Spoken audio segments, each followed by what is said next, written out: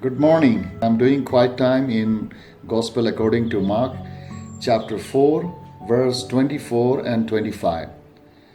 It's a very peculiar passage and it's a difficult passage. Some may wonder how to interpret it. Let me read the text. Mark chapter 4, 24 and 25. Subscribe our channel and hit the bell icon so you will receive more notification. Consider carefully what you hear, he continued. With the measure you use, it will be measured to you, and even more. Whoever has will be given more, and whoever does not have, even what he has will be taken from him. This text is placed in a very difficult context. Jesus has just finished telling us the parable of sower, and then 26 onwards, he is talking about the kingdom of God. But somewhere in the middle, he's saying, with the measure you use, it will be measured to you, and even more. In fact, I have heard many times preachers preach this text for giving money, for tithing and offering. Often this text has been badly abused. In fact, there are three places this similar kind of text that is used. With the measure you use, it will be measured to you. One of those is in Luke, Gospel according to Luke, chapter 6, verse 37, 38. 37 says, Luke chapter 6, 37 says, do not judge and you will not be judged. Do not condemn and you will not be condemned. Forgive and you will be forgiven. Give and it will be given to you. A good measure, pressed down, shaken together, and not running over, will be poured into your lap. For with the measure you use, it will be measured to you. The similar passage we see in also Matthew chapter 7, and similar context, which is actually about judging others. The way you judge others, you will be judged. There are other passages in Matthew. I will read Matthew chapter 24.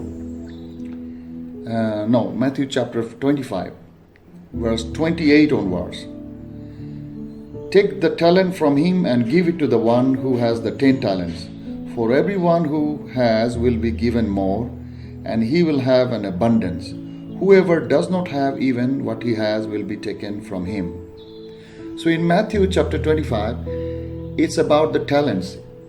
If you have multiplied your talents, then you will be given more. If you have not multiplied talents, it will be taken away from him.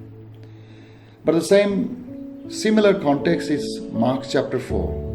When we read this text, we have to be careful looking at the context. As Jesus has just finished talking about parable of the sower, and he is again and again mentioning about the good soil, the condition of our heart and mind and soul.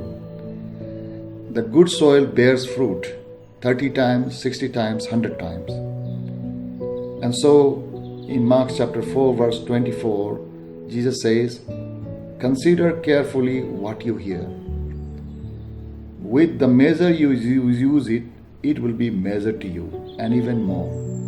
He's not talking about giving financially. He is talking about our soul condition, the good soil, not the rocky soil, not the soil which does not germinate. The more we have right attitudes towards the Word of God, the more we are willing to hear and obey, the more we have it, the more will be given. If we do not take interest in the Word of God, we don't want to hear, we sleep while somebody is preaching, we don't consider Bible study and quiet time seriously in our life, slowly it will be taken away from us. So the measure you use, what measure we use on a daily basis, what kind of attitude we have towards the Word of God. The more we are wanting to learn, the more we are hungry, the more we are willing to obey, the more we are willing to teach others and counsel others on the Word of God, the more it will be given to us. Whoever has will be given more. Whoever does not have, even what he has will be taken from him. I think that's the right way to look at this text and understand, while it is placed in the context of the parable of the sower and in the context of the kingdom of God. The kingdom of God is like this. Whoever has more will be given more.